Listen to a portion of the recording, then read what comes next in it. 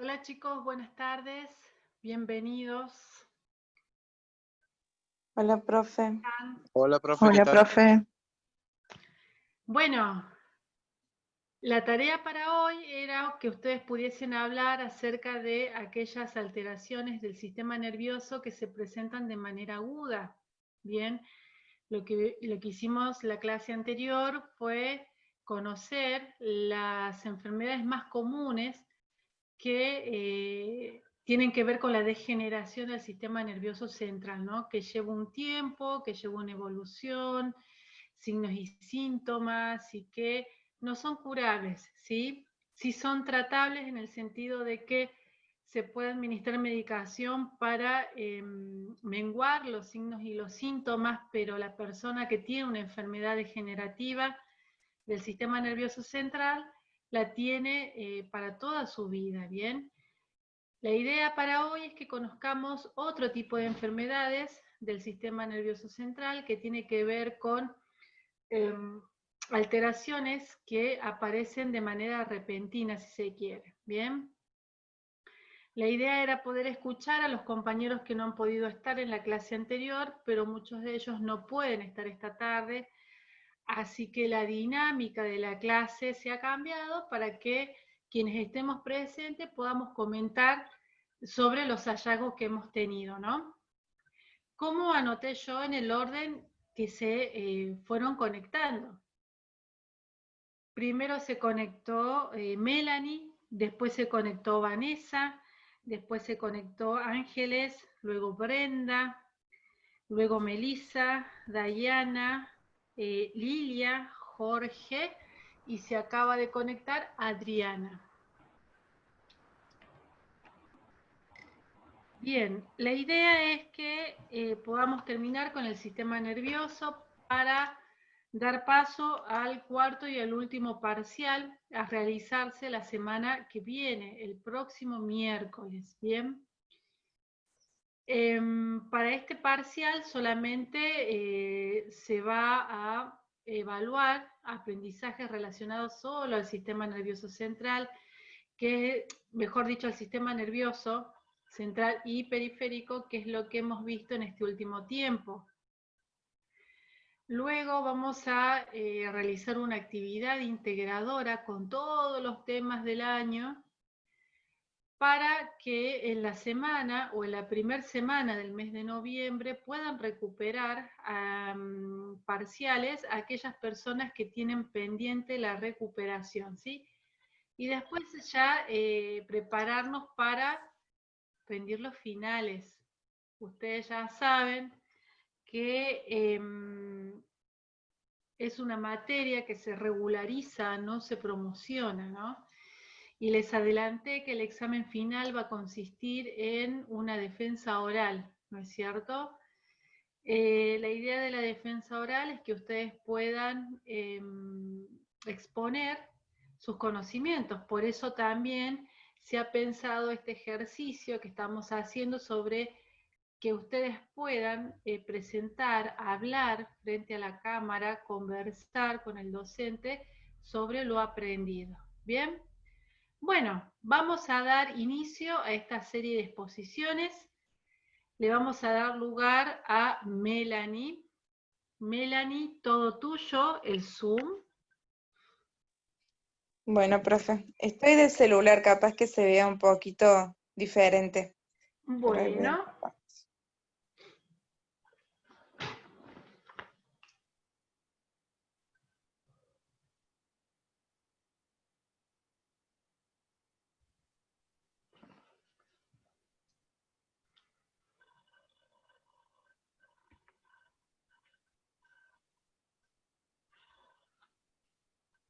¿Ese es Ah, un tatuaje, Melanie?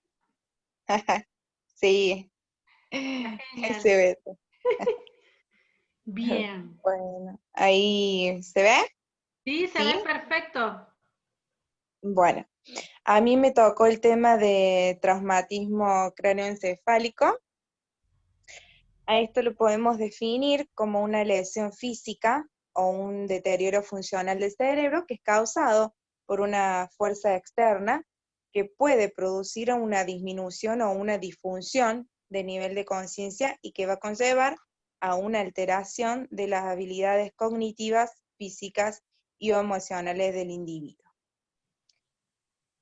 En este caso, todos estos traumatismos se pueden clasificar utilizando principalmente la escala de coma de Glasgow, Ujú. que va a permitir identificar de manera objetiva el nivel de conciencia que tenga el individuo, utilizando tres parámetros: la respuesta verbal, la respuesta ocular y la respuesta motora. Y de acuerdo a esto puede ser leve, moderado o grave, según el puntaje. En el caso leve, va a dar un puntaje de 14-15. Acá más o menos se produce una pérdida de conciencia que es menor a 30 minutos. Los síntomas van a incluir cefalea, confusión y también amnesia. En lo que es moderado, es de 9 a 13, hay un estado estuporoso y los síntomas van a incluir fatiga, marea, cefalea y también dificultad para la concentración.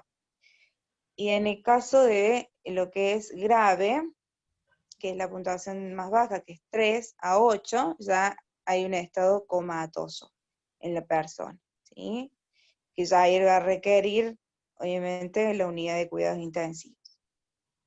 En este caso, acá, bueno, si ven, está de manera ilustrativa esta escala de Glasgow, y bueno, ahí más que nada se muestran cómo se hace todo esto del puntaje, ¿no?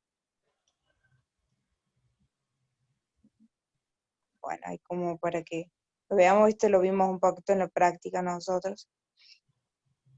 Bien, en cuanto a lo que es la fisiopatología, se divide en dos fases. Una primera fase donde el daño es inicial, que ocurre como el resultado directo del evento traumático, y después hay una segunda fase que puede darse por múltiples procesos neuropatológicos que pueden seguir de días a semanas después del traumatismo inicial.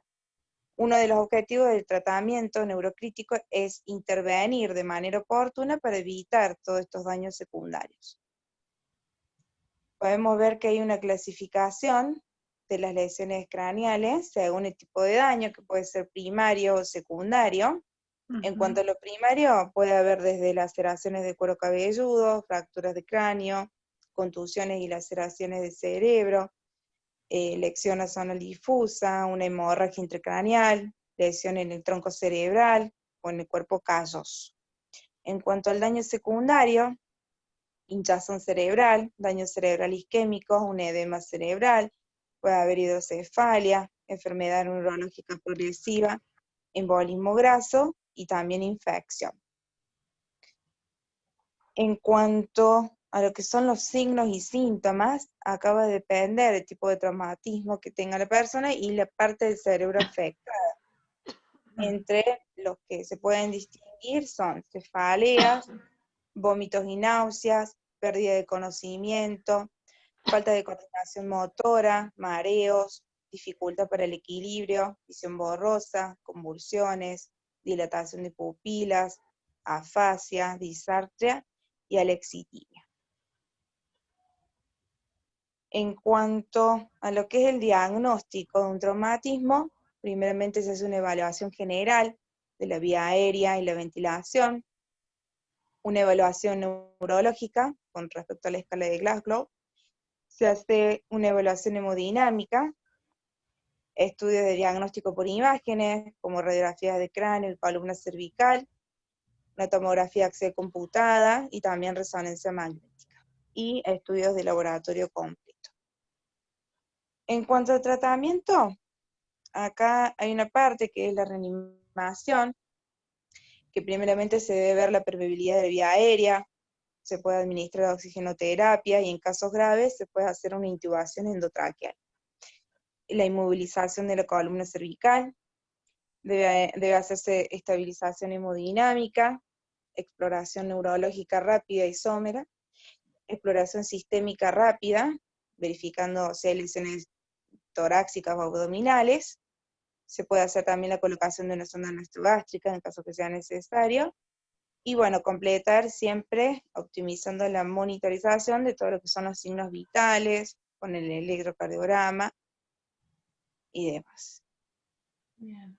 En cuanto a las medidas que se utilizan para evitar daños secundarios, la posición de la cabeza, de cúbito supino con una elevación de 30 grados, mantener siempre la presión arterial sistémica media, entre 90 a 110 milímetros de mercurio, hiperventilación, el control de glucemia, sedación, la analgesia, que se utilizan estos fármacos como el cloruro mórfico, fentanilo o tramado, la profilaxis anticomicial, corticoides, antibióticos, profilaxis de úlcera de estrés, con ranitidina, cimetidina y sucralfato. También heparinización profiláctica y manitol.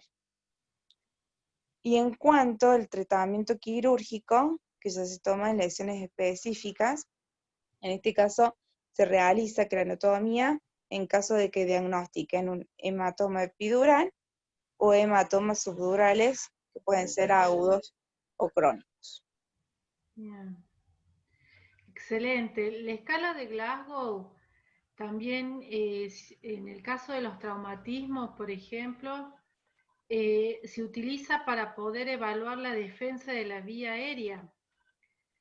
Esto quiere decir, o se refiere más bien a la necesidad de una respiración asistida, ¿no? Una ventilación, mejor dicho, asistida. Tiene que ver con la necesidad de intubación. En un Glasgow con un puntaje de 8, ya se estima que necesita una ventilación asistida. Bien. Gracias, Melanie. Excelente. Gracias a usted, profe. Bien, Vanessa. Profe, ¿cómo está? Buenas tardes. Hola, Vanessa. Buenas tardes. Todo tuyo el Zoom. Bueno, me tocó traumatismo cróneoencefálico, ¿sí? El mismo tema que Melanie. Bien. Debe un momento, así lo comparto.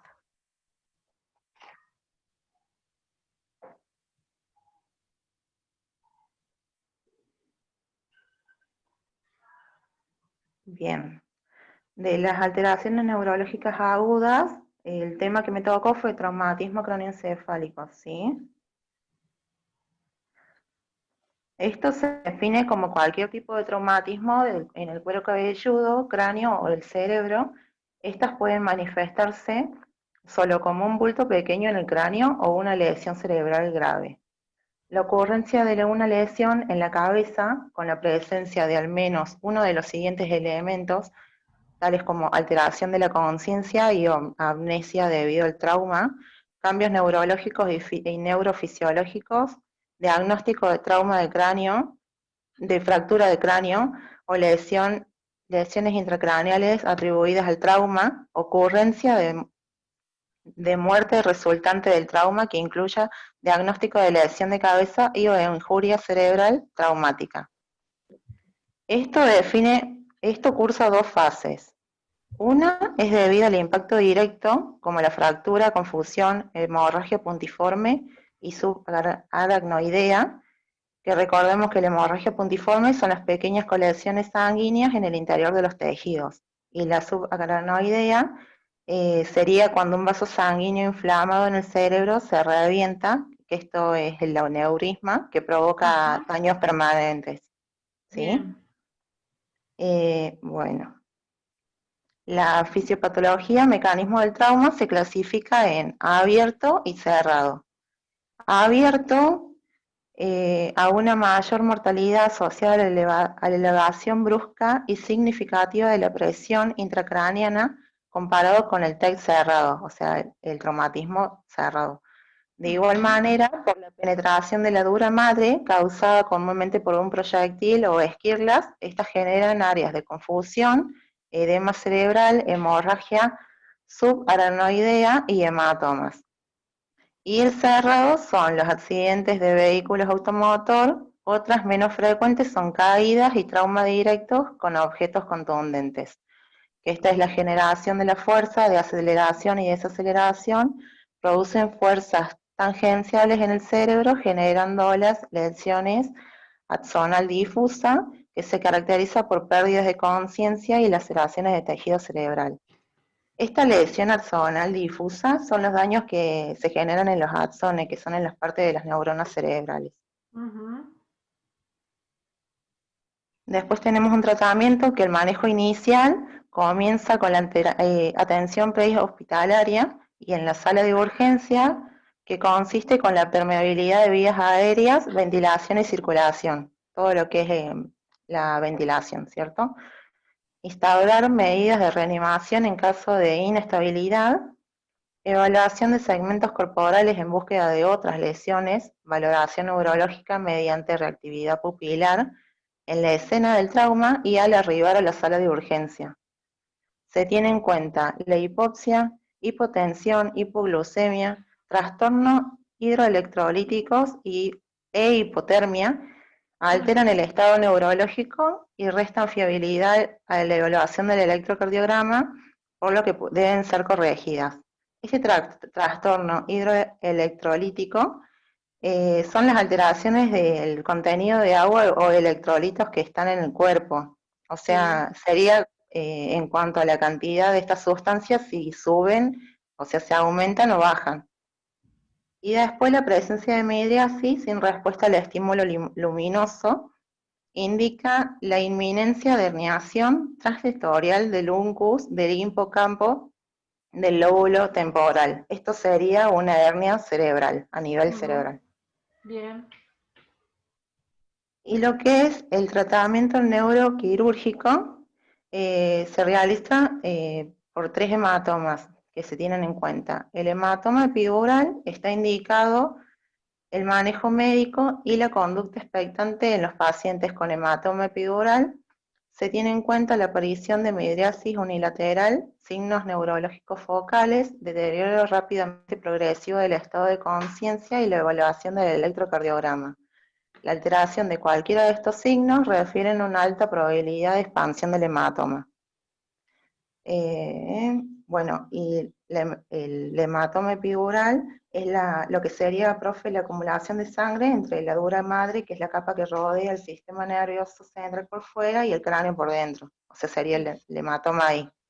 Exacto. Después, el hematoma subdural, no se establece relación entre el lapso de tiempo desde el trauma y el drenaje quirúrgico del hematoma subdural, pero sí entre el momento de aparición de signos de deterioro neurológico y la intervención.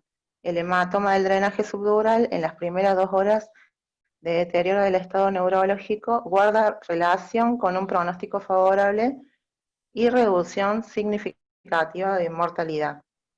Y por último, el hematoma intraparenquimatoso. La confusión hemorrágica intracraneal es una lesión dinámica que puede variar en relación al tiempo y conducir al deterioro brusco, al deterioro clínico brusco. Puede aparecer en las primeras 48 horas post-trauma un hematoma intraparenquimatoso. Por esta razón se requiere vigilancia clínica y tomografía de control entre las 12 y 48 horas del ataque inicial, ¿no es cierto? Por alto riesgo de deterioro. Y bueno, profe, esa es la bibliografía de donde saqué toda la información. Bien, bien, excelente. Muchas gracias. Es decir que un traumatismo cráneoencefálico, de acuerdo a las causas, puede presentar, mejor dicho, desde una lesión leve o moderada hasta una lesión que es grave. Imaginemos que el cerebro es el disco duro de una computadora, ¿no? Entonces, si el disco duro de la computadora se rompe, todo lo que se maneja a través de ese disco duro se pierde, ¿no? Es tan importante lo relacionado al trauma cráneoencefálico en cuanto a la recuperación, a la reanimación de este paciente, que tiene o predice, mejor dicho, predice de acuerdo a cómo se maneja y de acuerdo al daño, cuál va a ser la calidad de vida de esta persona luego, ¿no? Sea que esta persona pueda fallecer por un trauma cráneoencefálico grave o pueda permanecer con secuelas en vida, ¿no? Con todas esas zonas del cerebro que han muerto y por supuesto el cuerpo que no tiene el comando de esas zonas del cuerpo que han muerto, por lo tanto son zonas que no responden a ningún tipo de estímulo, ¿no? Bien, gracias Vanessa, muchas gracias. Gracias, profe. Ángeles, ¿estás allí? Hola, profe, buenas tardes. Hola Ángeles, ¿cómo estás? Muy bien, por suerte, ¿usted? Todo bien. Me alegro. Ahí se ve la presentación. Excelente. Me quedó medio chica la letra ahora que veo, pero que en mi pantalla se veía bien. Bueno, pero vos vas a seguir explicando, ¿no es cierto? Sí, esto es un pequeño resumen nomás, porque no quería hacer un PowerPoint como el anterior, digamos. Bien, excelente. Bien, a mí me tocó la encefalitis diseminada aguda. Es una enfermedad aguda, como lo dice su nombre, que surge por un trastorno inflamatorio, generalmente autoinmune, que afecta todo lo que es el encéfalo. También puede, generalmente la parte del cerebro, pero también puede afectar la columna, digamos, la médula. Es un trastorno que surge como consecuencia de una exposición a virus o bacterias, pero principalmente virus, y puede ser secundaria a ciertas vacunas, digamos. No en todos los casos, pero hay algunas vacunas que pueden producir este tipo de reacciones. En esos casos, las vacunas para ese tipo de pacientes no se pueden volver a poner, entonces, nada, van a tener que tener ciertas precauciones en cuanto a exponerse a ciertas enfermedades. Exacto, tal cual.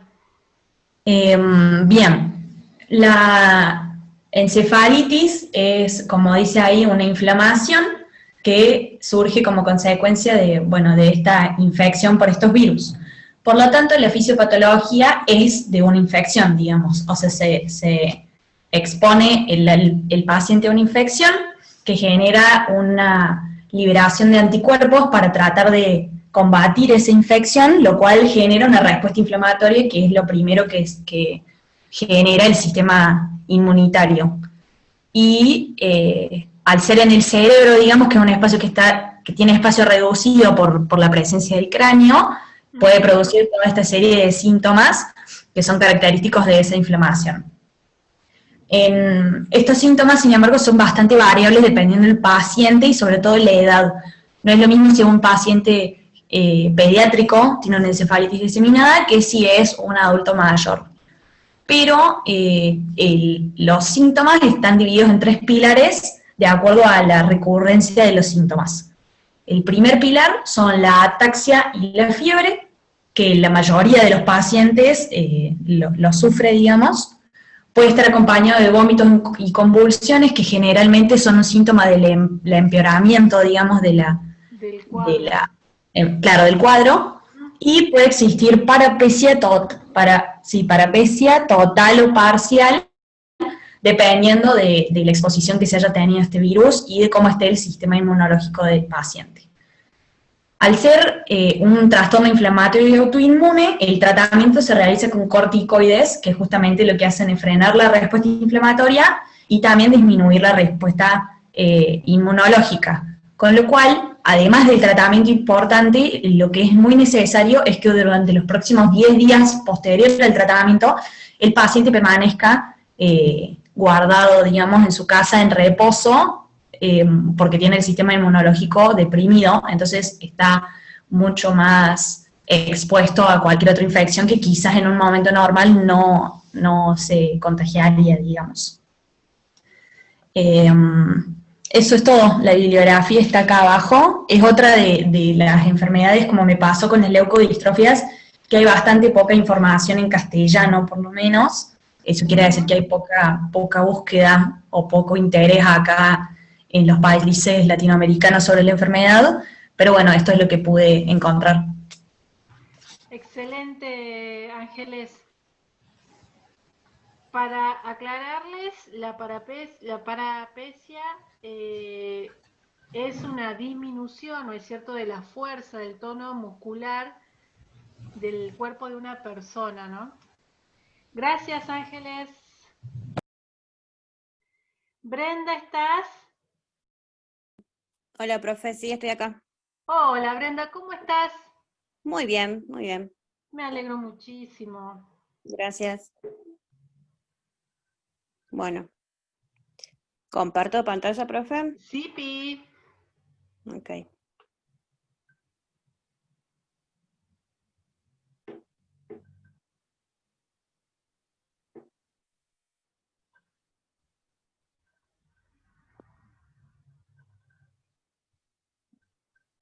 Bueno, a mí me tocó delirium. No lo hizo a propósito, ¿no, profe? No, te juro que no. Ah, bueno, Fue bueno, casualidad, fue casualidad. fue una casualidad, entonces. Bueno, delirium. Bueno, es una alteración donde las capacidades mentales generan pensamientos confusos y una disminución de su conciencia sobre el entorno en el paciente, que puede comenzar de manera rápida o sea, en unas horas, o puede llevar algunos días en aparecer de manera completa. Es causado por una afectación en el proceso normal de envío y recepción de señales del cerebro. Lo que provoca este deterioro suele ser una combinación de factores que hacen más vulnerable al cerebro y desencadenan del funcionamiento inadecuado de la actividad cerebral. Dice que uno o más factores contribuyentes pueden ser como una enfermedad grave, crónica, cambios en el equilibrio metabólico como bajo sodio, medicamentos, infección, cirugías o intoxicaciones, o también las abstinencias por alguna alcohol o drogas. Tal O cual. sea, en resumen, es como multifactorial. Hay muchos factores que van a contribuir a que suceda una alteración cerebral y provoquen estas alteraciones en las capacidades mentales del paciente. ¿Cómo se diagnostica? Bueno, en este caso el médico va a tener en cuenta todo lo que es el historial clínico del paciente y se van a realizar una serie de evaluaciones, tanto del estado mental, un examen físico y neurológico, y también el diagnóstico por imágenes puede colaborar en detectar o determinar este diagnóstico. Entre los signos y síntomas a tener en cuenta, existen 4 áreas. Tenemos que ver todo lo que está relacionado con la reducción de la conciencia respecto del entorno, ya que el paciente va a tener una incapacidad para concentrarse en un tema o para cambiar de temas, quedarse en una idea en lugar de responder preguntas o conversar, o sea, se va a fijar en alguna cuestión puntual. Puede haber distracción con facilidad por cosas sin importancia. También puede haber aislamiento con respuesta a actividades pobres o inexistentes acerca del entorno. Esto está relacionado con la interacción del mismo con el entorno y los demás. Después puede haber, en realidad hay deterioro cognitivo, ya que puede haber memoria eficiente, en particular en sucesos recientes, desorientación, no saber dónde están, dificultad para hablar o para recordar palabras, hablar sin sentido o divagar, y también puede haber problemas para comprender el habla y dificultades para leer o escribir.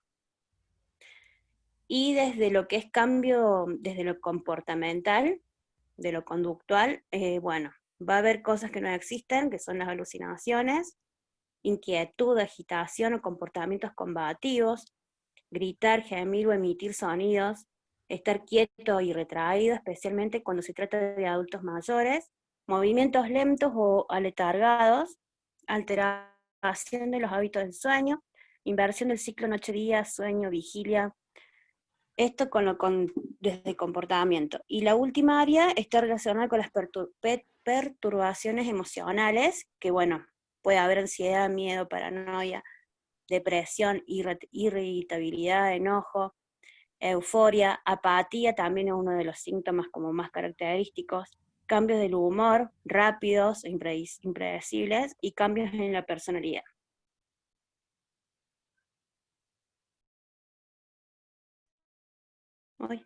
Ahora sí.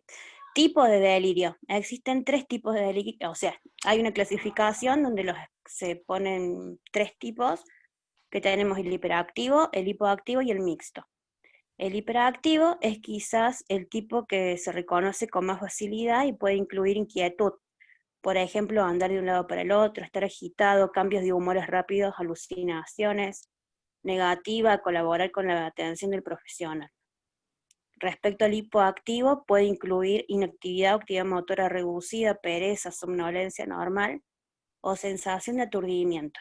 Y bueno, la mixta incluye todo, hiperactivo e hipoactivo, y el paciente pasa rápidamente de estado de hiperactividad a hipoactividad o viceversa. El tratamiento, hay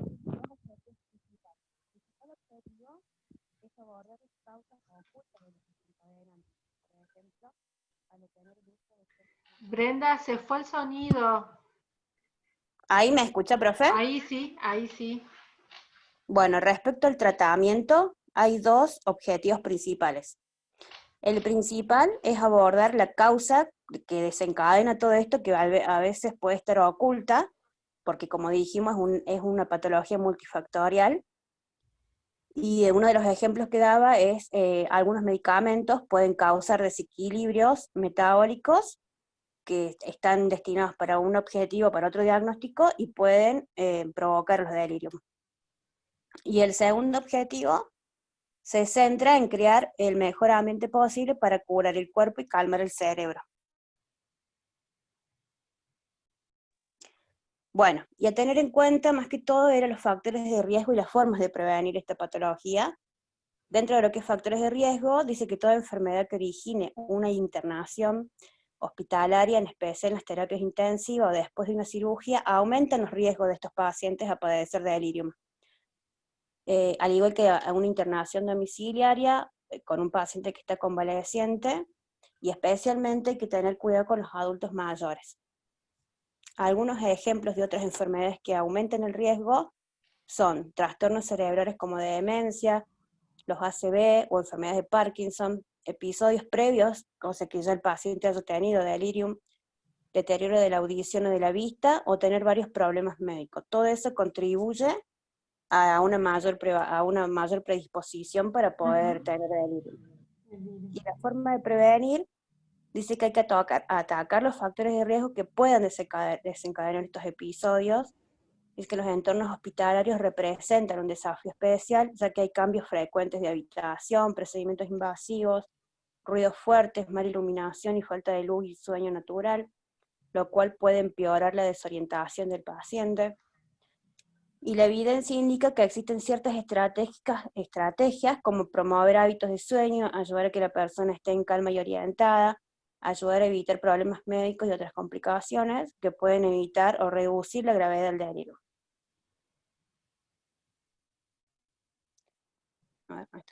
Bueno, y busqué qué podemos indagar al paciente y a las familias, principalmente también, que está en contacto con el paciente. Tal cual. Las preguntas serían: ¿cuáles son los síntomas y cuándo comienzan?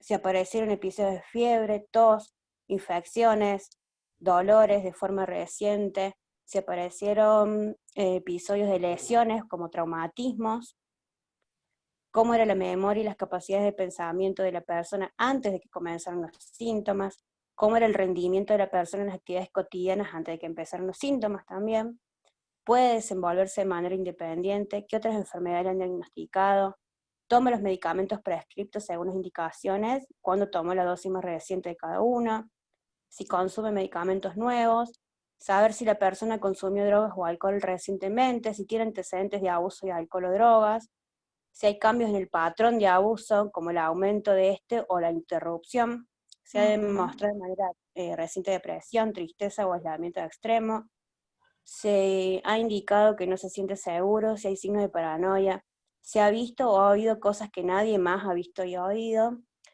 y si hay nuevos síntomas físicos, por ejemplo, dolores de pecho, abdominales. Entonces, en realidad, lo que yo pensaba, ¿no?, es esto de que, bueno, que como es multifactorial, y hay muchas cosas que se tienen que tener en cuenta, y sobre todo la educación del paciente y de la familia para poder detectar estos signos de manera temprana y poder tratarlo de manera oportuna. Y bueno, nada más, así. profe. Gracias. Bien. El tema del delirium lo traje porque traje esta alteración porque es algo que lo van a ver con tanta frecuencia, y de verdad que si nosotros, como refirió Brenda, estamos atentos en nuestra valoración a ciertos aspectos del paciente, podemos predecirlas, podemos advertirlas, ¿no es cierto? Y evitar, por ejemplo, que aparezca el delirium de manera imprevista, que yo no esté preparado para ese delirium y que el paciente pueda hacerse daño mientras se intenta resolver con medicación, ¿no? Este delirium. Sí, me pasó particularmente una vez con un pariente que estuvo 11 días intubado y se despertó, y bueno, fue todo un tema porque empezaron los signos de delirium, bueno, y automáticamente el sistema oportunamente se lo transfirió a otra habitación solo, se realizaron muchas intervenciones para poder contenerlo, ¿no? revertir la situación, pero la verdad que Sí. sí, o sea, muchas alucinaciones, veía insectos, apática totalmente, no te respondía, o sea, fue fuerte. Entonces yo también pensaba que es como, puede ser como muy normal que estas cosas sucedan. Y sí, lo bueno, es. y que hay que buscar la forma de poder responder y poder ayudar al otro. Sí, lo es. Es el lugar que nos toca. Exactamente, lo es, solamente que por ahí se ve más la alteración o la patología por la que ingresa un paciente y no se ve el contexto, ¿no es cierto? O algunos factores que puedan llamarte la atención. Entonces, es muy común que un paciente, por ejemplo, con un traumatismo de cadera que en su vida diaria es independiente, no tiene ningún tipo de alteración, pero vuelve a recuperarse de un postquirúrgico y desarrolla un delirium. ¿Cuál es el problema del desarrollo de ese delirium? Que se agitó, tuvo excitación psicomotriz y se luxó la cadera operada, ¿no es cierto? Es decir, tiene una complicación importante por no prever que este paciente puede desarrollar un delirium, por lo tanto se anticipa con medicación el abordaje de esta alteración, ¿no? Nosotros en el hospital hemos aprendido mucho sobre el manejo del delirium. Ahora es tan habitual esto de tratar antes que suceda el delirium, que todas aquellas complicaciones que se han producido por el delirium del paciente, ¿no es cierto?, se han ido subsanando. Dentro de las sustancias tóxicas, adictivas, también está el tabaco, ¿sí? Hay pacientes que desarrollan, hay pacientes que son tabaquistas moderados o severos, ante una situación de abstinencia de 24 horas y un poquito más, desarrollan un delirium por la abstinencia al tabaco, ¿no?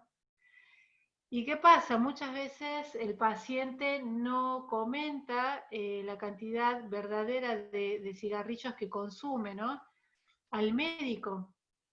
¿Quién recaba esta información? La enfermera hablando con el familiar, ¿no? Y es ahí donde detectamos, el paciente no tenía ningún otro factor, solamente era tabaquista severo y desarrolló un delirium, ¿no? Así que dentro de las sustancias tóxicas incluyan también el paciente que consume tabaco. Gracias, Brenda, muchas gracias. De Melissa, nada. ¿estás allí? Hola, profe. ¿Cómo estás? Bien. Bueno, Meli, todo tuyo el Zoom. Bueno.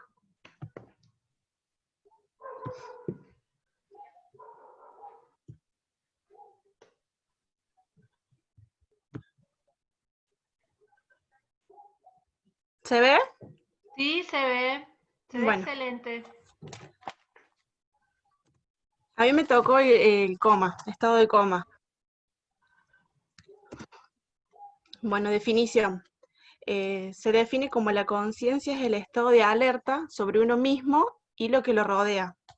La pérdida de alerta con defectos asociados al despertar constituye el coma, y cuando son menos pronunciados como el letargo, el estupor y la obnubilación. Esto quiere decir que es el estado de inconsciencia parcial caracterizado por una disminución de la actividad de las funciones mentales, el estado de la persona que sufre una pérdida pasajera del entendimiento y la capacidad de razonar, o falta poco común de energía y agilidad mental. Su presencia indica una disfunción específica de los dos hemisferios o disfunción del sistema activador reticular troncal o de ambas zonas. La disfunción puede deberse a una lesión estructural supratentorial, que esta es la parte superior del encéfalo que contiene el cerebelo, los ventrículos, el plexo coroide, el hipotálamo, la hipófisis y el nervio óptico. O el infratentorial, que es la parte trasera del encéfalo que contiene el cerebelo y el tronco encefálico. O una alteración metabólica. El diagnóstico es la exploración neurológica que va dirigida a determinar las características, diferenciando la localización y el grado de la afección del sistema nervioso central.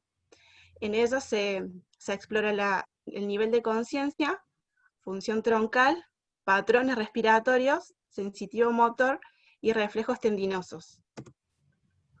Las causas del coma pueden ser lesiones supratentoriales, como dije anteriormente, lesiones destructivas, hemorragias, infartos, lesión del cráneo encefálica.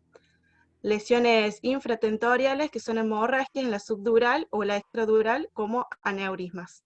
Bien. Y la difusión cerebral difusa, que pueden ser por bacterias o virus, como la meningitis o una uremia. El examen del paciente se hace con el nivel de conciencia con la escala de Glasgow, los patrones respiratorios, que cada uno tiene su nivel de dibujo, los movimientos oculares de las pupilas, pupilar se dice, y respuesta motora, que es la decorticación, que es cuando la postura del paciente es anormal, que se encuentra rígida, con los brazos flexionados, puños cerrados y las piernas bien derechas. Y la descerebración es cuando las extremidades se encuentran en pronación y extensión. Esa es la escala de Glasgow, que tiene los índices, la puntuación máxima y la mínima. Después puse los patrones respiratorios, que es como se pueden identificar. El patrón ocular, que son las pupilas con reacciones a la luz. Excelente. Y, bueno, la respuesta motora. Excelente. Los métodos diagnósticos pueden ser tomografía computada, que es la exploración para más o menos ver qué tipo de daño tiene y para determinar la causa del coma. La resonancia magnética es más profunda, que es más útil para ver qué profundo es el daño y cuál es más la causante. Y la electroencefalografía es para ver los impulsos nerviosos que tiene el cerebro, la actividad eléctrica. El tratamiento es asegurar oxigenación, porque los pacientes que están en coma requieren asistencia mecánica ventilatoria. Sí. Mantener la circulación con líquidos, mantener presión arterial. ¿Cómo? Nada. Administrar fármacos. Administrar fármacos intravenosos después de un examen de sangre para diagnosticar la causa. Tratar la hipertensión intracraneal cuando se sospeche. Detener las crisis epilépticas si llegan a aparecer, restaurar el equilibrio ácido-base, normalizar la temperatura corporal en caso de algún tipo de infección, y tratar la infección si se sospecha en caso de meningitis, e iniciar un tratamiento específico de acuerdo al diagnóstico. Bien. Y el pronóstico se evalúa generalmente el periodo de un año, que el 16% recuperaron su vida independiente, el 11% quedaron con algún tipo de discapacidad, el 12% estuvieron en estado vegetativo y el 61% murieron sin ningún tipo de recuperación.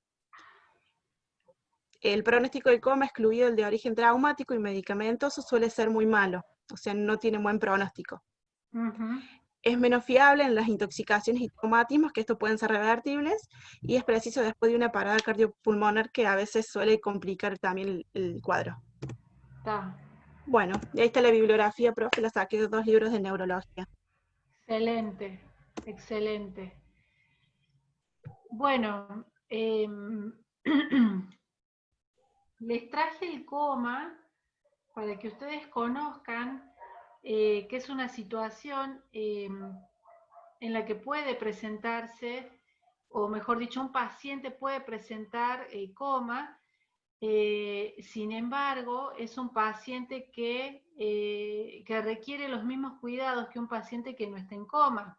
Bien, como bien lo dijo Melissa, hay pacientes que se recuperan del estado de coma, como así también hay pacientes que quedan secuelados y otros pacientes que fallecen, ¿no? ¿Qué es lo que sucede? Muchas veces cuando aparece el estado de coma en un diagnóstico, en un informe, pensamos que no hay más nada que hacer por la persona, ¿sí? Entonces dejamos de hablarle, dejamos de tocarle, de acariciarle, de higienizarle, dejamos de lado muchas cosas que tienen que ver con la humanidad, ¿no es cierto? El cuidado hacia otro ser humano. Entonces, la idea es que ustedes piensen en un paciente que se encuentra en estado de coma, pero que tiene todas las posibilidades de que pueda despertarse, ¿sí? Entonces, trabajar con los mismos cuidados como si no lo estuviera, ¿no? Algunos pacientes que vuelven de la situación del estado de coma pueden relatar, ¿no es cierto? Muestran relatos sobre su experiencia durante el coma, ¿no?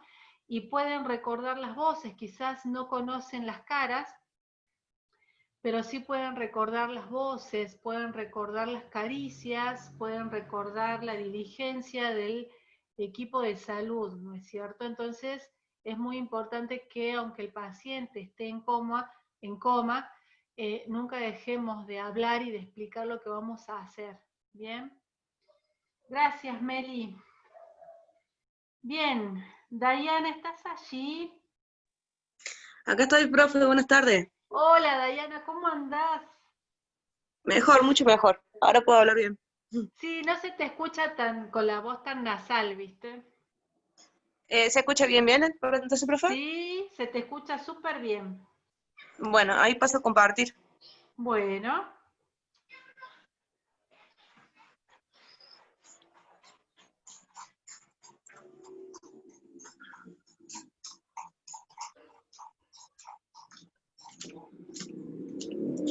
¿Se ve, profe? Sí, sí se ve. Bueno, la enfermedad que me tocó a mí, el ACV hemorrágico. El accidente cerebral hemorrágico es un tipo menos común, ocurre cuando un vaso sanguíneo se rompe y sangra dentro del cerebro. En cuestión de minutos, las células del cerebro comienzan a morir.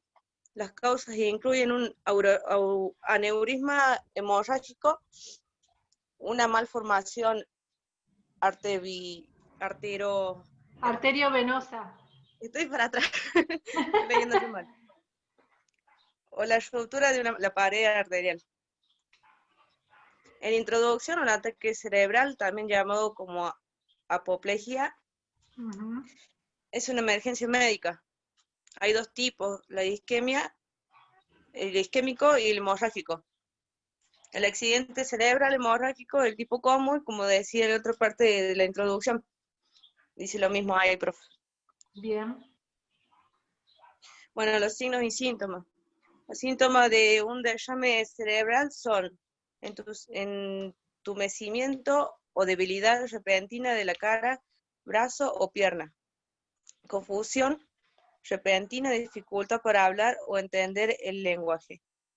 La dificultad repentina para ver con uno o ambos ojos.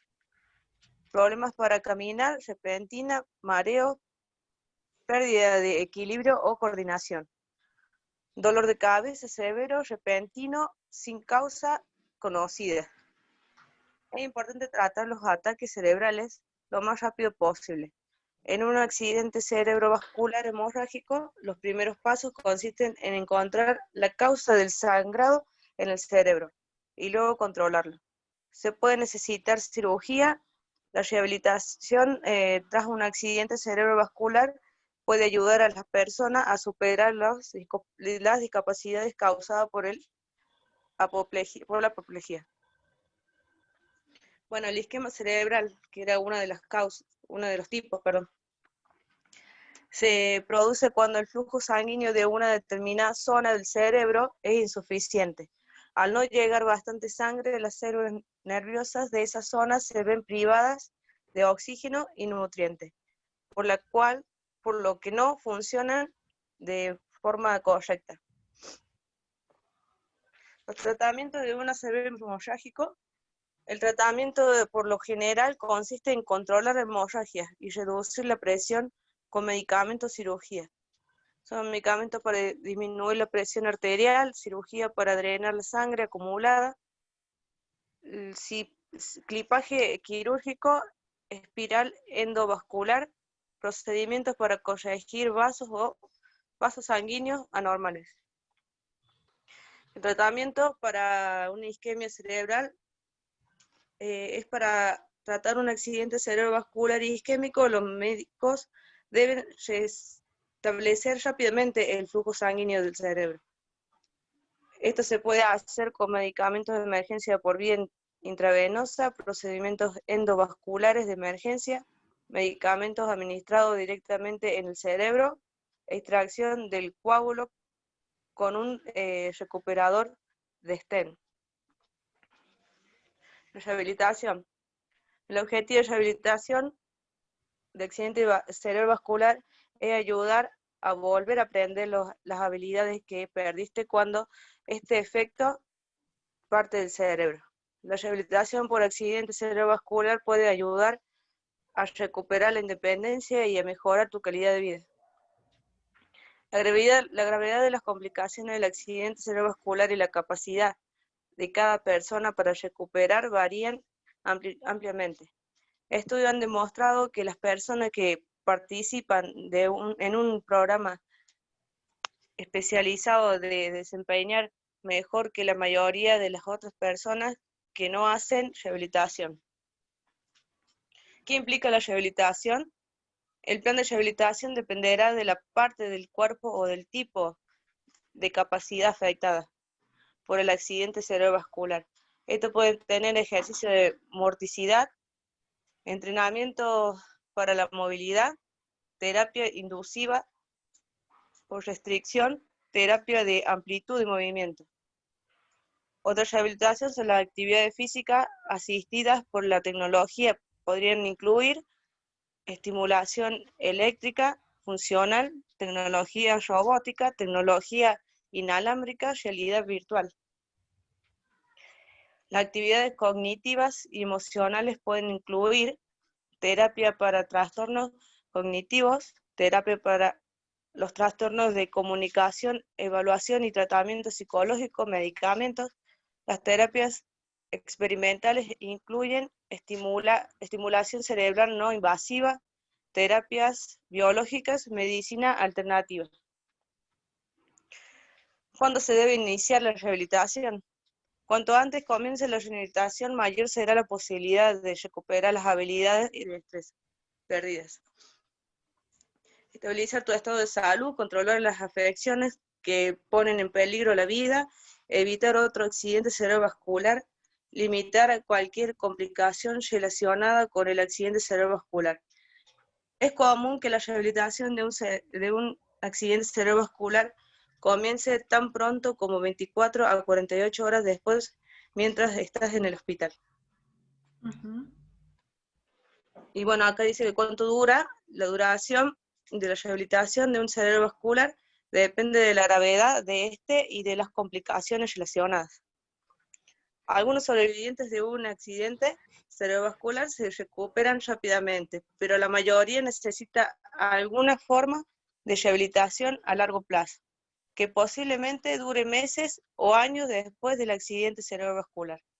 El plan de rehabilitación para el accidente cerebrovascular cambiará durante la recuperación a medida que vuelva el paciente a aprender habilidades y cambien sus necesidades. Con la práctica continua el paciente puede ir superándose con el tiempo. Bien. Y acá está la bibliografía. La bibliografía, excelente. Bueno, resulta que hay dos tipos de accidentes cerebrovasculares, ¿no? Un tipo que es isquémico y el otro es hemorrágico. Entonces, Diana hablaba del ACV hemorrágico, ¿bien? Solamente que en la presentación trajo aspectos del ACV isquémico. Hay que considerar que las causas de estos dos tipos distintos de ACV son diferentes. Si bien la afectación en el sistema nervioso central es igual, es similar, las causas son distintas y por lo tanto el pronóstico también va a ser distinto. El pronóstico para un paciente que tiene un ACV hemorrágico no es el mismo que para un paciente que tiene un ACV isquémico, y ya lo vamos a ver cuando hable la persona que le tocó el ACV isquémico, ¿sí? Generalmente un ACV hemorrágico no tiene buen pronóstico, y esto es debido a que las células del sistema nervioso, al no tener nutrientes, oxígeno, agua, glucosa, mueren, ¿sí? Las neuronas mueren, y al morir rápidamente es muy difícil que estas células o que estas conexiones puedan recuperarse de nuevo, ¿sí? Bien. Lilia, ¿estás? Sí, profe, hola. Hola Lilia, ¿cómo andás?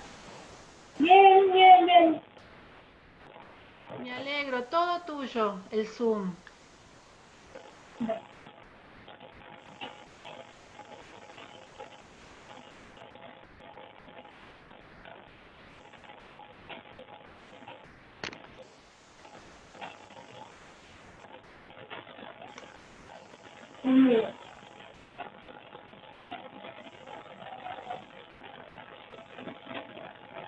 Bueno, a mí me tocó alteraciones de neurológicas, me tocó el coma.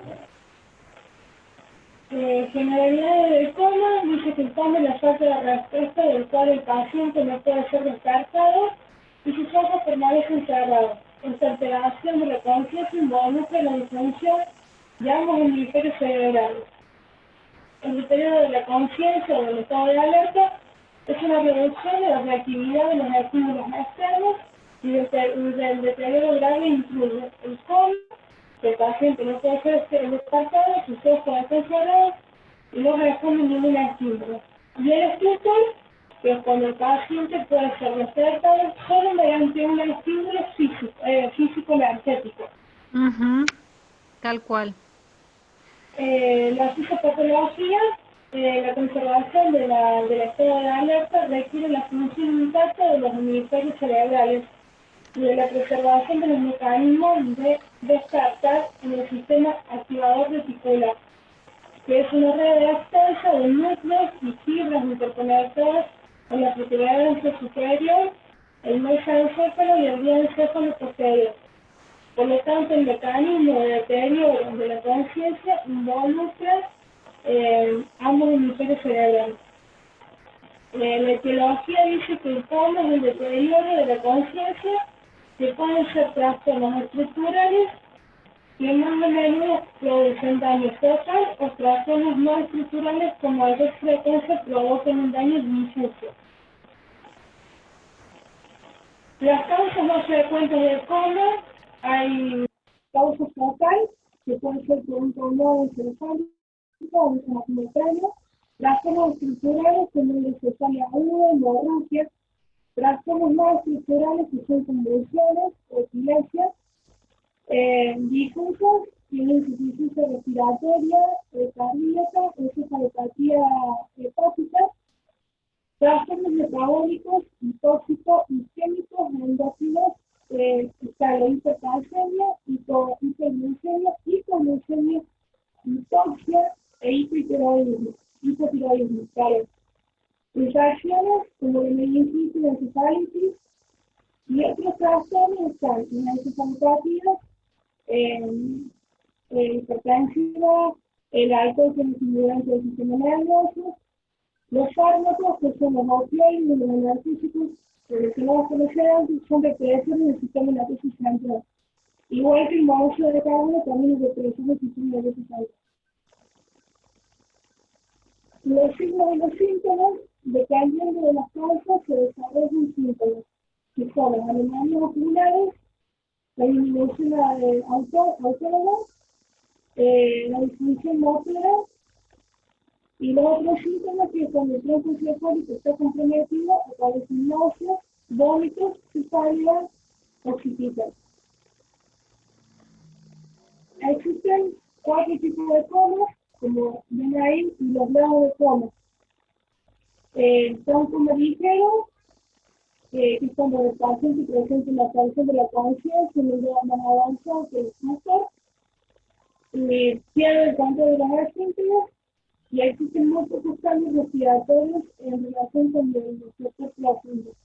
Un coma moderado, un coma profundo, muy coma sobrepasado, que es cuando hay un paro respiratorio, las proteínas fijas, dilatadas, la actividad cardíaca comprometida, la presión arterial baja, lo que significa es que es un diagnóstico de muerte cerebral. Los grados de coma están la Nubilación. El estupor, el coma en sí, el coma carus y el coma sobrepasado. Para las pruebas diagnósticas se utiliza la escala de Glasgow y el reflejo pupilar. Para esta disciplina las papilas son normales. Cuando tienen miosis, hay una intoxicación, puede ser por insuficiencia o por ahí es una contracción excesiva de las pupilas. La migracia es una dilatación excesiva de las pupilas, puede ser por falta de oxígeno. La anisocoria puede ser un daño cerebral, porque las pupilas están de tamaño desigual. Y las pruebas diagnósticas, seguimos con las pruebas diagnósticas, un examen físico general, un examen neurológico, que ahí el médico, el neurólogo, utiliza siempre el martillito por saber la parte motriz, a los reflejos motores. Motriz. Laboratorio, neuroimágenes inmediatas, en ocasiones se mide la presión intracraneal, y si el diagnóstico está asociado, se realiza una punción lumbar y un electroencefalograma. Para el tratamiento, la primera es la estabilización inmediata de las vías aéreas, la respiración y la circulación, con control que no haya hemorragia en la circulación. Se ingresa el UCI o el UCI, depende de dónde están. Las medidas sintomáticas que incluyen los manos cerebrales para evitar la presión intracraneal. El tratamiento de trastornos subyacentes, hay que hidratarlos, diuréticos, corticosteroides, control de presión arterial, alimentación integral, prevenir las UTP y sonda vesical, evitar las inflamaciones y evitar la trombosis venosas profundas. Bien. El tratamiento de esto depende de la causa y la duración de la profundidad de los problemas de conciencia que tiene el paciente. Bien. Y esto es un resumen y en resumen, las chicas, porque hay mucho material sobre cómo, muchísimo. Yo utilicé una sola página donde es justamente de profesionales, la página de profesionales, y hice un resumen está muy bueno. Dice que el cambio y la alteración de la conciencia requiere la función de los hemisferios cerebrales. Las manifestaciones incluyen la habilidad de los ojos, similitudes alteradas, función motora como de coordinación. Te lo dejo para que después lo lean. Bueno, Y la página que utilizo es msdmanos.com. Es una página española que es para profesionales. Tiene dos páginas, la de los profesionales y la del público en general. Se diferencia un ojo de la profesional es azul y la de los público en general es roja. La de profesional está muy buena, incluso las cosas que de ahí son muy buenas la página. Y muchas gracias por escuchar. gracias a vos, ya vamos a entrar a esa página, vamos a revisar. Gracias, Lili. Gracias, profe, gracias. Jorge, ¿estás? Hola, profe, acá estoy. Hola, Jorge. ¿Cómo le va? Bien, ¿cómo estás tú? Bien, bien. Ven, ahí veo cómo comparto la pantalla. Bueno,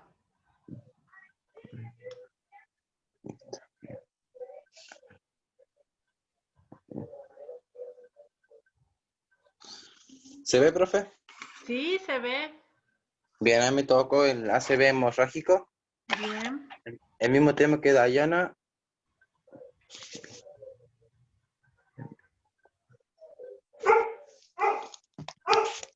Bueno, el ACV, un momentito, por favor. Sí. Cállate. Cállate.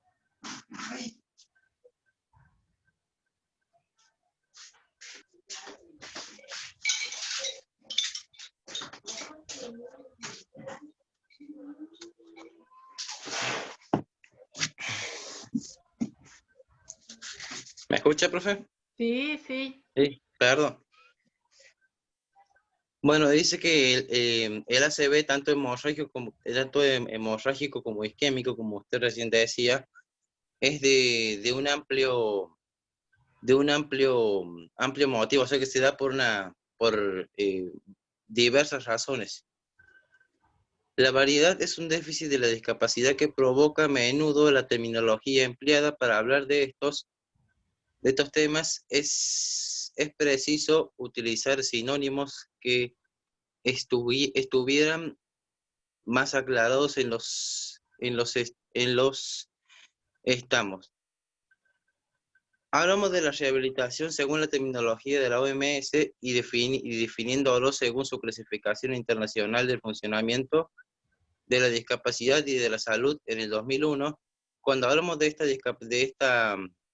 discapacidad entendemos como la deficiencia limitada de la actividad o restricción o participación del individuo con el entorno social. Se valora tanto las deficiencias, anormalidades o pérdida de la función o estructural corporal, como factores contextuales, ambientales o personales, facilitadores o barreras. Y las clasificaciones en un sistema de codificación siguiendo un modo biopsicosocial empleando un lenguaje común es aplicable transturalmente en América. Esta asociación, bueno, esta frase está en inglés, no sé qué dice. Está bien. Sistema de déficit neurológico en seis dominios o áreas: motora, sensitiva, comunicación, visual, cognitiva y emocional. O sea que son todas las áreas que afecta este tipo de patología. Cuando realizamos una valoración del ACV, no hemos limitado a descubrir las alteraciones de cada dominio, por sí misma, sino establecer una recuperación funcional en el individuo, en sus actividades o su entorno. Si bien es necesario contar con una descripción lo más amplia posible de la situación tanto inicial, en los primeros momentos del ACV como final, pueden quedar secuelas de nuestro paciente o a lo largo de la evolución nos iremos deteniendo en los aspectos funcionales concretos que requieran nuestra atención según las posibilidades pronósticas y terapéuticas de cada uno de ellos. De hecho, en salvo las valoraciones inicial o final, no es práctico valorar cada uno de los déficits toda vez que exploramos al paciente, pues la exploración se prolonga notablemente, aunque deben evaluarse periódicamente, sobre todo si la exploración se hace de forma excesiva, frecuente, puede pasarse por altos cambios poco notorios que si se relevan a los ojos del explorador, se separa alguna de las otras evaluaciones. Para esto no se reduce en la destensión del paciente por espaciar un exceso de revisiones. Se puede fragmentar las exploraciones de forma que uno de los enfoques hacia la función concreta y otros a otra. Bueno, acá está la imagen de un diagnóstico por imagen con un paciente con ACV. Ajá. Bien. Y el tratamiento consiste en la revascularización cerebral que mejora el cuadro neurológico y la calidad de vida. Se presenta el caso de una niña de 3 años de edad con convulsiones, afasia de expresión lúcida y Hemiparesia izquierda, que luego de una franca mejora vuelve a presentar una semana después otra crisis más severa con compromiso de convivencia y hemiplegia de conciencia y hemiplegia derecha, cuyo estudio neurológico reveló la imagen típica de volutas de humo de cigarrillos en la base del cerebro, característico de la enfermedad de Moya-Moya. Fue intervenida quirúrgicamente con la revascularización cerebral por medio de la técnica encéfalo-duro arterio sinagosis. No sé si lo dije bien. Sinagosis. ¿Lo dije bien? Sinagosis. Sí, continúa. Bien. Bueno, otro de los tratamientos para el ACV es dormir adecuadamente, aproximadamente 7 a 8 horas, una dieta estricta y saludable, realizar ejercicio, no fumar y mantener las actividades y responsabilidades. O sea, llevar una vida responsable pero activa. ¿Qué puede generar en la salud? Depresión del sistema inmunológico, taquicardia o sudoración, alteraciones del sueño, aparición de enfermedades. El estrés junto con la ansiedad y la depresión son factores que aumentan el riesgo de poder tener un accidente cerebrovascular. Bueno, acá hay otra frase arriba: el estado de sobrecarga o presión provocado por una exigencia de un rendimiento superior a lo normal. La rehabilitación del adulto mayor con ACV hemorrágico, bueno, esta rehabilitación es un poco más compleja, que está relacionada más que todo por la edad del paciente. Bien, acá al principio habla del PAI, del proceso de atención en enfermería, de todos los pasos que debemos llevar a cabo, en la valoración, la planificación, la ejecución. Este procedimiento se utiliza para aplicar los cuidados de enfermería utilizando los 5 pasos del PAI. Como todo método, el proceso de atención en enfermería configura un número de pasos sucesivos que se relacionan entre sí, aunque el estudio de cada uno de ellos se hace por separado solo se tiene un carácter metodológico.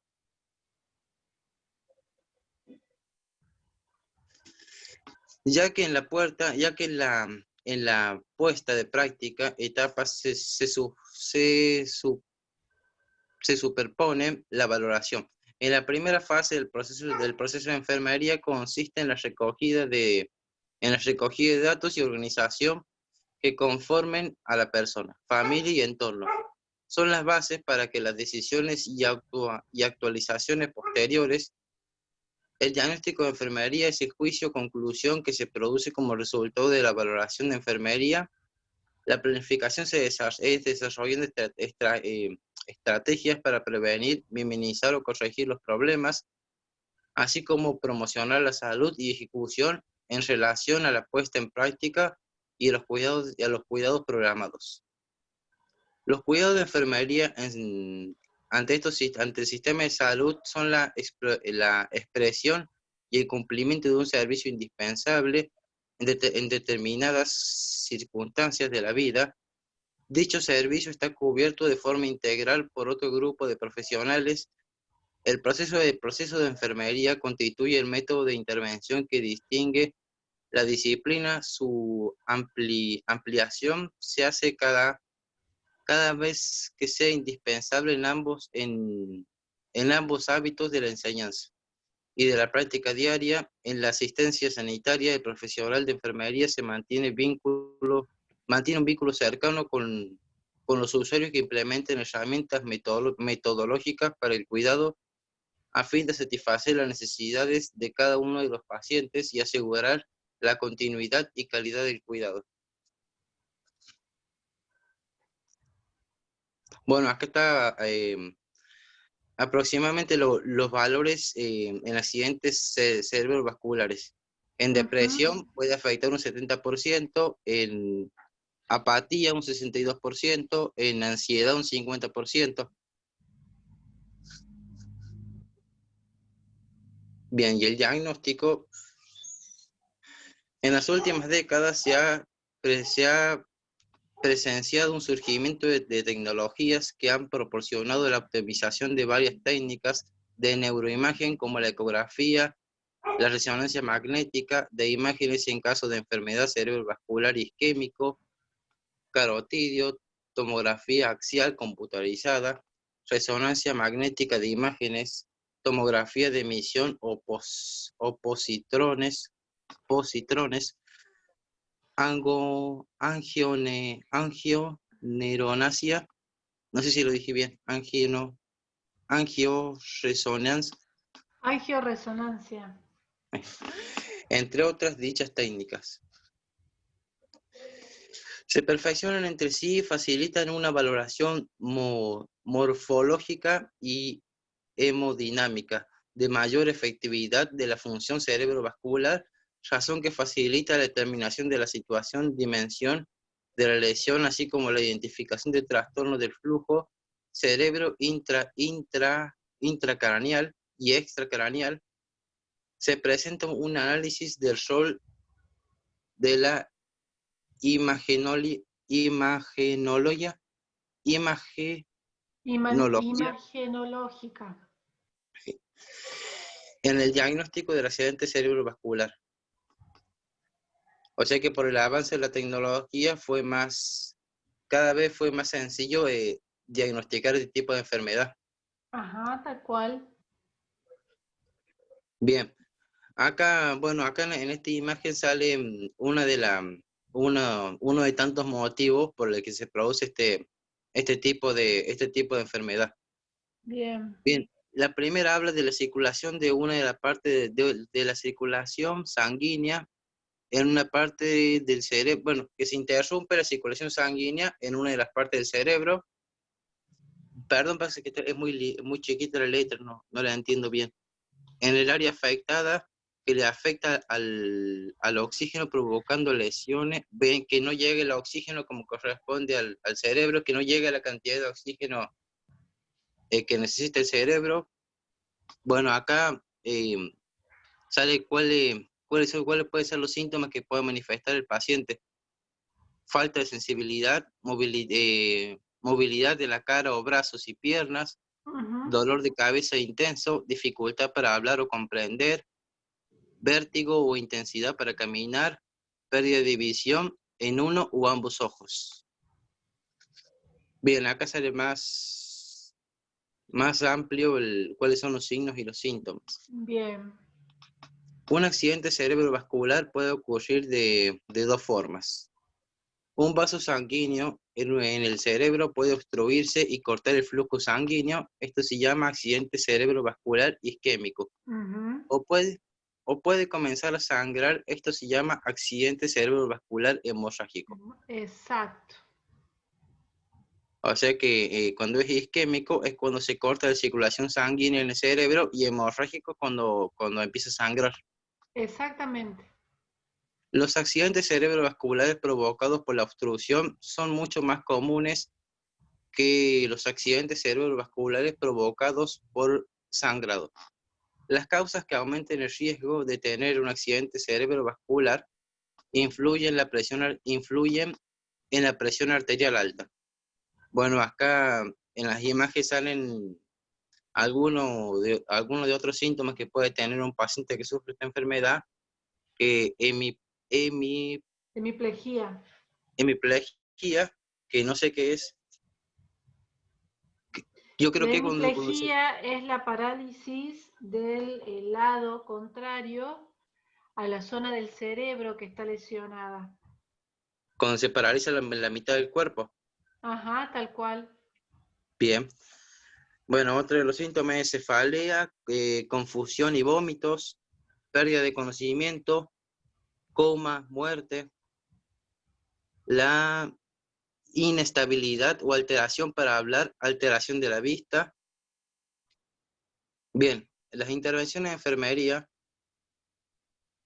Bien, consiste en organizar el trabajo del enfermero en la atención estabilizada en torno a planes de cuidados, conlleva la mejora de la calidad en los cuidados puestos, que unifica el lenguaje de criterios de actuación de enfermería, así como planifica los cuidados dentro del proceso enfermero. Los pacientes con accidente cerebrovascular se encuentran dentro de los que requieren un mayor nivel de intensidad. En los cuidados han precisado una mejora, una estandarización en los mismos dentro de un plan. Los objetivos sería crear un plan de cuidado que nos permita la actuación integral, estructurar el proceso utilizando las clasificaciones de la NANDA, NOC y NIC. Favorecer la continuidad de cuidados homogenizado, la actuación de enfermería y reduciendo la variedad utilizando un soporte estructurado. El método utilizado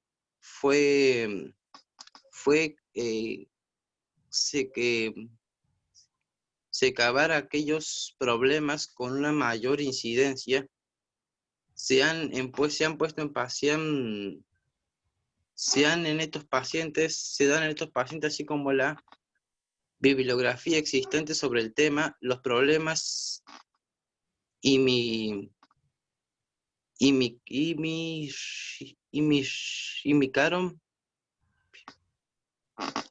Perdón, lo que pasa es que no entiendo lo que dice. Imicaron. Dentro del plan de cuidados del paciente agudo existente en nuestro centro y siguiendo las directrices de la comisión de planes. Los cuidados son más complejos los cuidados más complejos hospitalarios junto con el soporte metodológico del proceso enfermero se elaboró en un plan de cuidados estandarizados. El resultado fue un plan con 11 diagnósticos de enfermeros, 17 criterios de resultados con sus indicaciones y 31 intervenciones de enfermería con actividades orientadas. Este plan se plasmó en hojas de soporte para facilitar su seguimiento y evolución. Bueno, acá está la bibliografía donde saqué la información que es del Google Académico.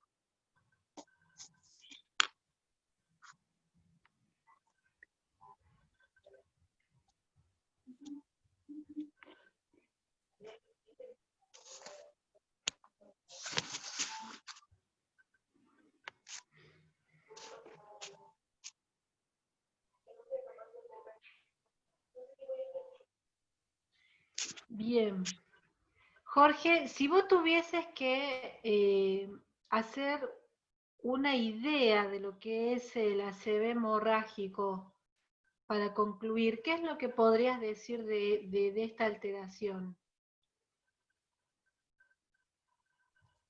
Como idea general, Como una conclusión.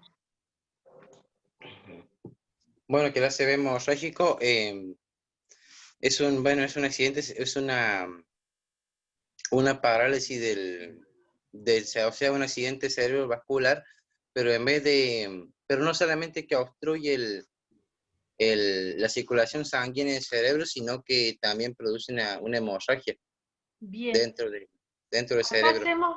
Acá hacemos la primera aclaración, porque el ACV hemorrágico tiene una causa distinta al ACV isquémico. No se presentan las dos causas en un mismo ACV. Puede suceder que un ACV empiece siendo isquémico y luego se convierta en hemorrágico, pero no puede ser isquémico y hemorrágico al mismo tiempo, ¿sí? Entonces esa es la primera diferenciación que te tiene que quedar grabada, Jorge, respecto a los accidentes cerebrovasculares, ¿no? Vos tenías que hablar de accidente cerebrovascular hemorrágico, que no tiene que ver con la obstrucción de los vasos, sino que tiene que ver con el rompimiento de esos vasos por alguna causa que hace que haya o que se produzca un sangrado dentro del cerebro y que por supuesto se anule la irrigación de nutrientes, de oxígeno, bien, de glucosa, por lo cual las células nerviosas mueren. Bien, Bien. eso tiene que quedarte claro, ¿sí? Sí, ¿Cómo se va a saber qué es un ACV hemorrágico, qué es un ACV isquémico? Por diferentes pruebas que se van a realizar. Más que nada, imágenes para ver si hay obstrucción o si hay sangrado. ¿Bien? Bien, sí. Sí, me confunde un poco la información entre uno y otro. Sí, tal cual. Bueno, gracias, Jorge. No, por nada. Buenas tardes, Adriana, ¿estás allí? Buenas tardes, profe. Sí, ¿Cómo sí. estás? Muy bien, gracias. Bien. Contanos, Adriana. Bueno, a ver.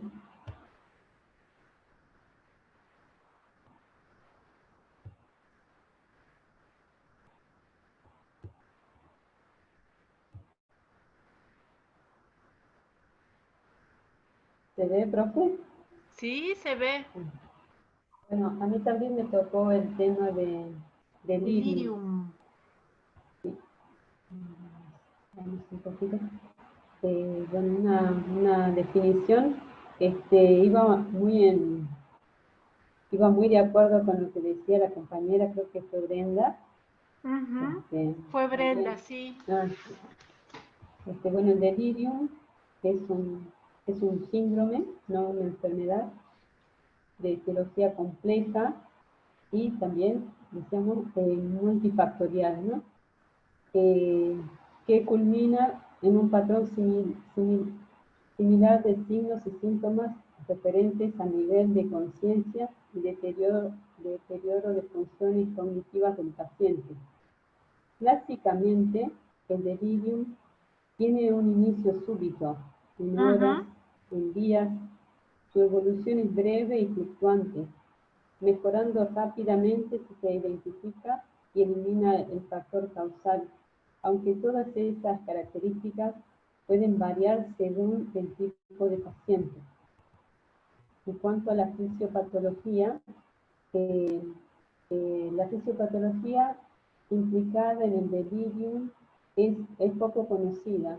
Es resultado de las interacciones en un estado neurobiológico previo vulnerable y uno o múltiples agentes desencadenantes o precipitantes. Estos agentes actúan a través de mecanismos neuropatogénicos aún no bien conocidos, como la disminución del metabolismo oxidativo cerebral, la respuesta neuroendocrinológica ante situaciones de estrés y la liberación de citoquinas. Estos procesos pueden interactuar entre sí, produciendo una disfunción cerebral que afecta a estructuras corticales, subcorticales, encargadas de mantener el nivel de conciencia y la atención. La instauración del delirium se puede producir por dos tipos de factores, ¿no? Tenemos los factores predisponentes y factores precipitantes. Entre los predisponentes teníamos la edad avanzada, el deterioro cognitivo previo, estados de depresión, alguna enfermedad grave, causa también de deshidratación, alteraciones metabólicas, como en el caso de una malnutrición, los hábitos tóxicos, el alcohol. Usted también nombraba el tema del uso del cigarrillo, ¿no? Sí, tal cual. También la hospitalización y la institucionalización de los factores ambientales también. Y dentro de los precipitantes teníamos la polifarmacia, el uso de catéter urinario, la iatrogénica, la restricción física, la malnutrición, como decíamos también. Una de las características del delirium es que se presentaba un nivel de conciencia alterado, como también un cambio en la cognición, ¿no? En cuanto al nivel de conciencia alterado, por ejemplo, se daba con la reducción de la claridad acerca del conocimiento del ambiente, con una disminución de la habilidad de enfocar, de sostener o de cambiar la atención. En cuanto al cambio en la cognición, por ejemplo, era el déficit de memoria, la desorientación, las alteraciones del lenguaje, o el desarrollo de alteraciones perceptuales, ¿no? Como las alucinaciones, las ideas delirantes. Un concepto erróneo es afirmar que todos los pacientes con delirium están alucinando o delirando. Tal cual. Ninguno de estos síntomas es necesario para realizar el diagnóstico.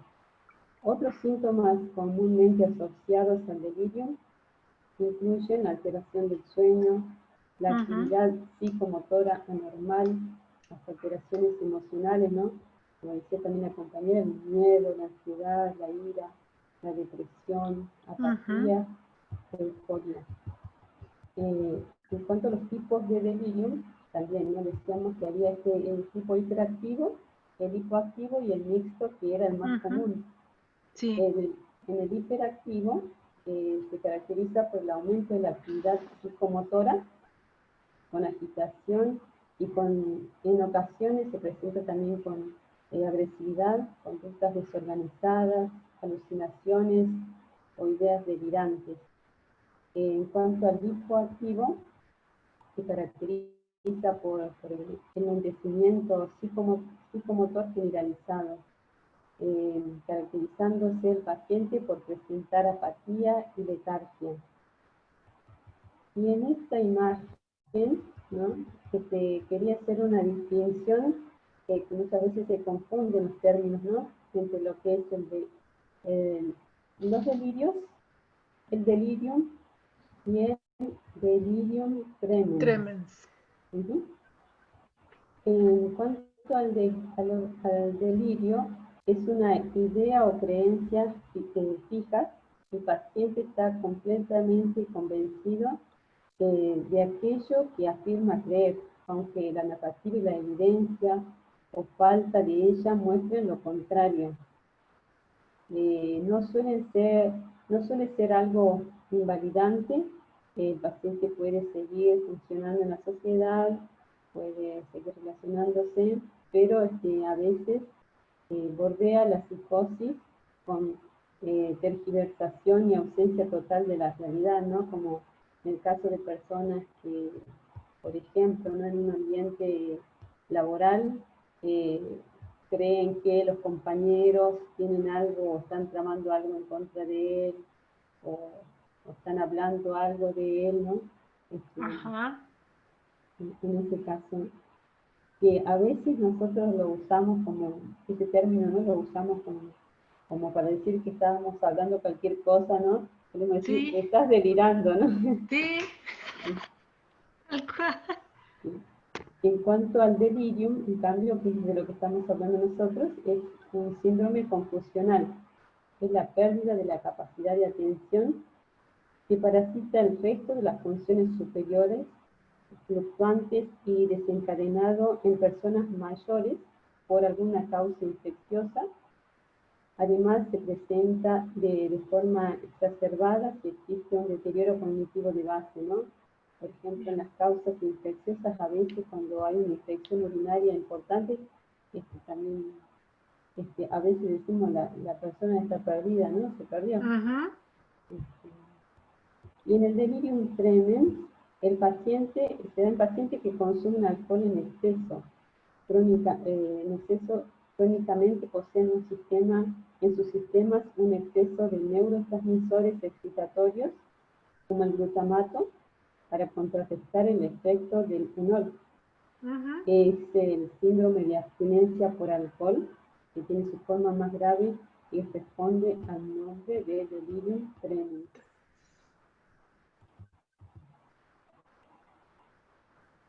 El tratamiento se basa en intervenciones no farmacológicas y farmacológicas, y se inicia al momento de establecer el diagnóstico. El delirium puede ser reversible hasta en el 50% de los casos, y su tratamiento de fondo consiste en tratar su etiología de base.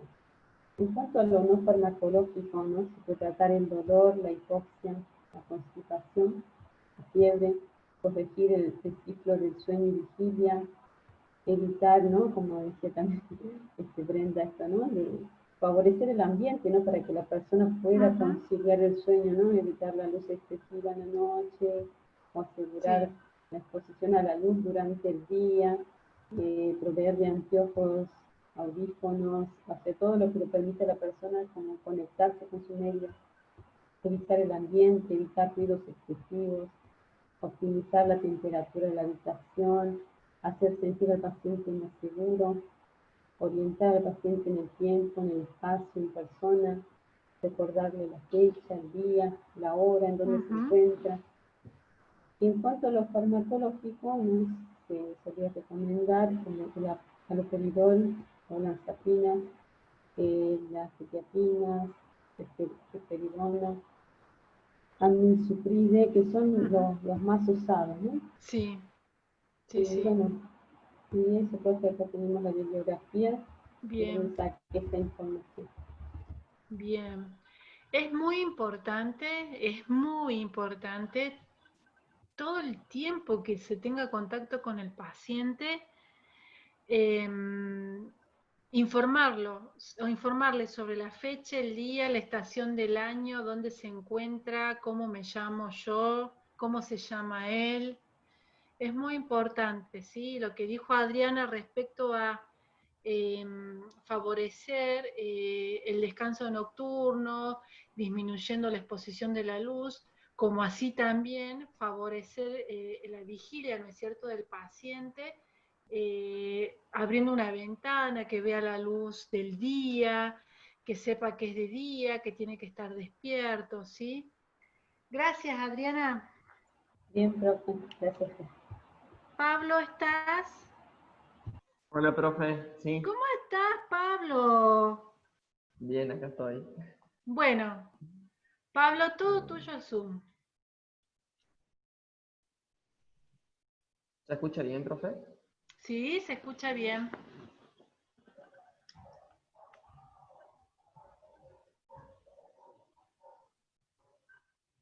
¿Se ve? Se ve excelente.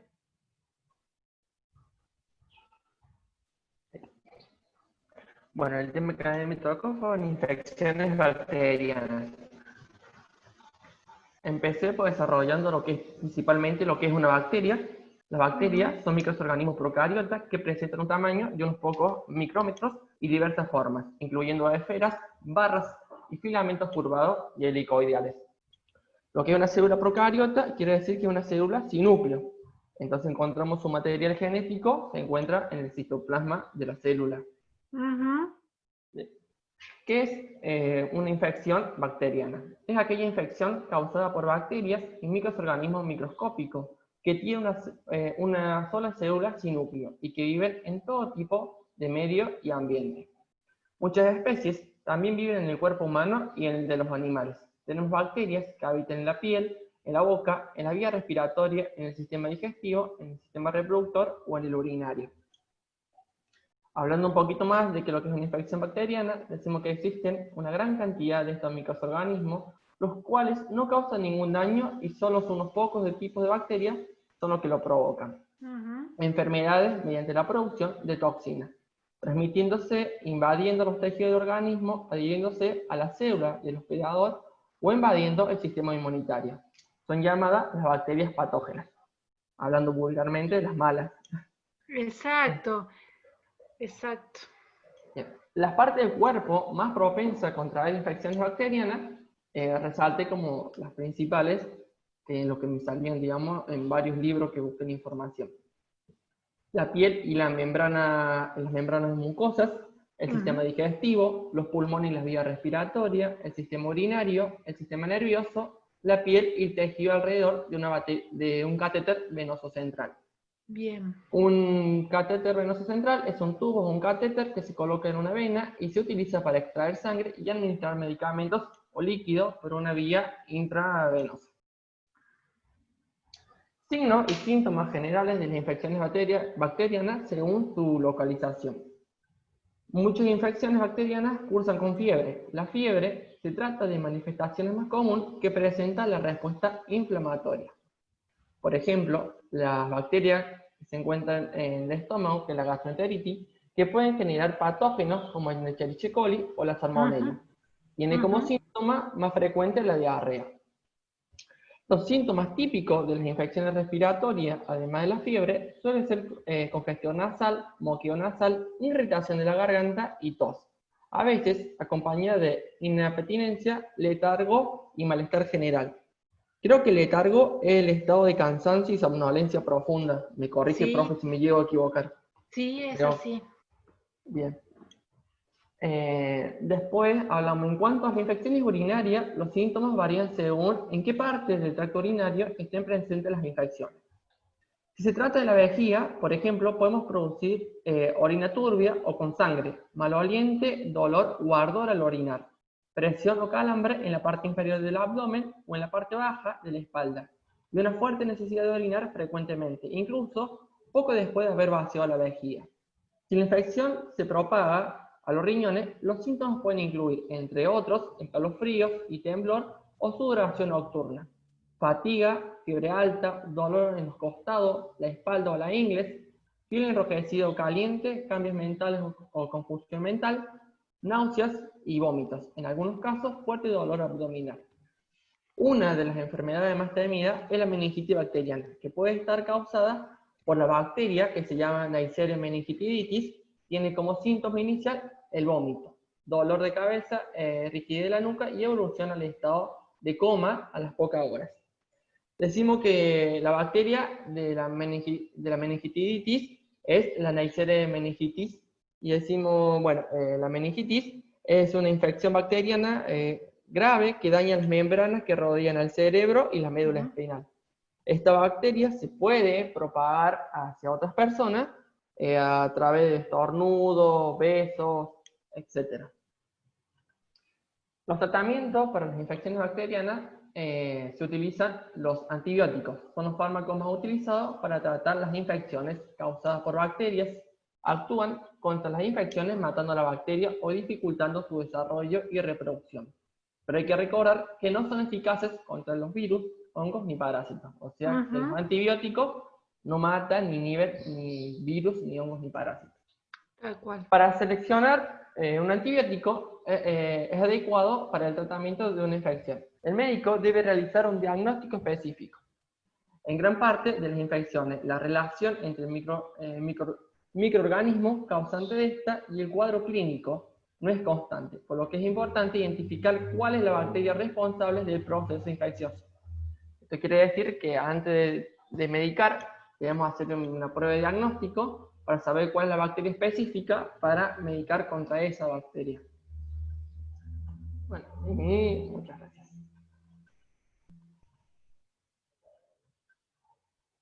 Y acá terminó mi presentación, profe. Bueno, excelente, Pablo. Muchas gracias. No, de nada, profe. Bien, bueno. Son las 19:52. Juli, ¿seguís ahí? Sí, profe, acá estoy. Bueno, Juli, hoy estás liberada, ¿sí? Oh, bueno. Así podemos terminar, así ocupar a ustedes en horario. Antes de que nada, quiero decirles que todas estas presentaciones que van a quedar en el espacio de la tarea del aula virtual, voy a colgar en la etiqueta correspondiente a la clase, creo que es 22 o 23, ya perdí la cuenta, de la misma manera 23. que hice, ¿cuál? 23 creo, profe, si no me equivoco. 23. De la misma forma que se hizo con las presentaciones anteriores para que ustedes puedan utilizar ese recurso como lectura, ¿sí? El próximo miércoles nos vemos en el último parcial, ¿bien? Como cada parcial que he realizado va a tener algunas preguntas para desarrollar, así ustedes se pueden expresar, y no tanto múltiples opciones, ¿sí? Por lo tanto, repasen el sistema nervioso, repasen la clasificación del sistema nervioso, repasen la semiología de algunas alteraciones que vimos sobre ataxia, afasia, coria, esas situaciones que pueden presentarse en las alteraciones del sistema nervioso central. Va a estar bien que ustedes sepan que las alteraciones degenerativas son de determinada forma y que las alteraciones agudas son otras, ¿no es cierto? Con que ustedes puedan recordar el nombre de cada una de ellas está bien. Esto es más que nada para que cuando ustedes se encuentren con un paciente sepan frente a qué alteración se encuentran, ¿no? Sepan orientar los cuidados y por supuesto estén o puedan predecir qué es lo que puede necesitar este paciente, ¿sí? Yo les agradezco muchísimo la producción que han hecho, de verdad, cómo lo han desarrollado en sus presentaciones y cómo lo han hablado, ¿sí? Ustedes saben que el lenguaje técnico es muy importante. ¿Por qué? Y porque tenemos que aprender a hablar en nuestro idioma, ¿bien? Así que les agradezco muchísimo el esfuerzo que ustedes hacen, ¿sí? Les mando un abrazo a todos y nos vemos el próximo miércoles. Gracias, Adiós, profe. Gracias, profe. Gracias, profe. Adiós. Chao.